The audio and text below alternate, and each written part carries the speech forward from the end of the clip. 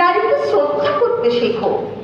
নমস্কার, সামনে উপস্থিত সমস্ত দর্শক শ্রোতা এবং আয়োজক সংস্থাকে শুভেচ্ছা জানিয়ে ইন্দুভূষণ দাস মহাশয়ের আমন্ত্রণে রবীন্দ্রনাথ ঘোষ বাচিক সংসদের পক্ষ থেকে আমরা আজ এসেছি কবিতার মালা গেঁথে নাচে গানে কবিতায় পরিপূর্ণ একটি কবিতা কোলাজ নিয়ে। আমাদের নিবেদনে আজ থাকছে ভুলে যেও না, নারীরা অসীম শক্তিশালী।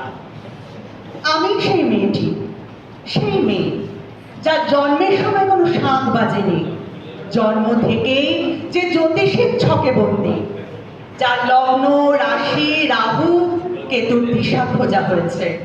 না, নিজের জন্য নয়, তার পিতার জন্য, তার ভাইয়ের জন্য, তার স্বামীর জন্য, তার পুত্রের জন্য।